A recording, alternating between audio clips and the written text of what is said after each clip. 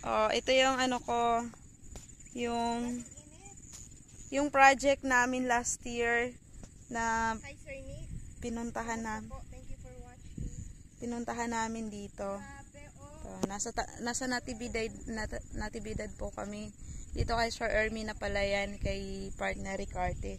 Ay partner, nandito kami ngayon sa bukid nyo. Ayan, ito na yung dati naming project, yung pinuntahan namin.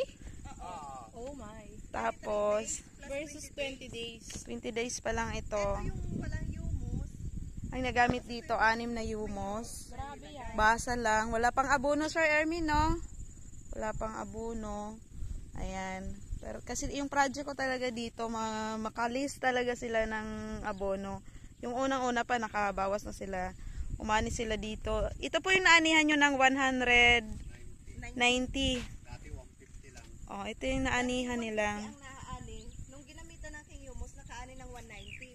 Yes. Hindi na masama, nakalis pa yun sa gastos nyo sa ano. Tapos 10 kataba lang nagamit. Dati pag tag-ulan, 20 hanggang 25 ang ginagamit namin dito.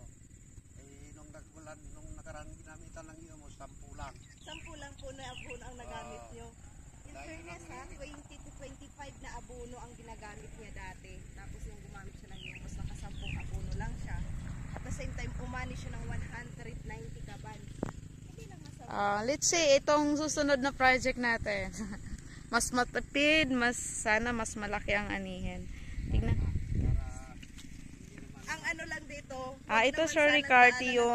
kalamidad kasi yun ang wala tayong gamot. Kasi tag-araw naman ngayon eh. Oo, Sabagay, list ngayon. Ito ngayon yung katabi, Sir Ricarte, yung sa palayan mo. 23 days ito. Oo po. To, 23 Pero sa days mga taga siya. naman tatay, meron po tayong natural way na ginagamit eh. Nakakuan dito wala pa namang daga. Oo, Ito maganda. Ganun po. So, ito yung 20 days naman. Oh, yan. Ang kuan lang dyan, yung mga nakakuan dyan, yung Visit kami sa farm ni tatay. umapaw yung tubig dyan nun eh. Yung napa. Yung gate na yun, umapaw doon. Oo. Yung kuan ng irrigation eh. Oo. Tubigan, kaya mayroong mga ganyan. Siyam. Pero nalagyan naman na namin eh. Ganda nung ano, Oh, sige. may humus.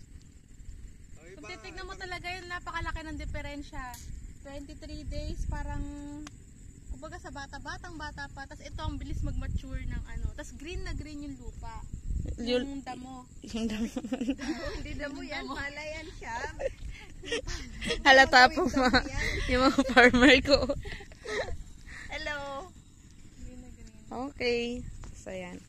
Tingnan natin yung next lugar. Doon tayo sa susunod na lugar. Okay.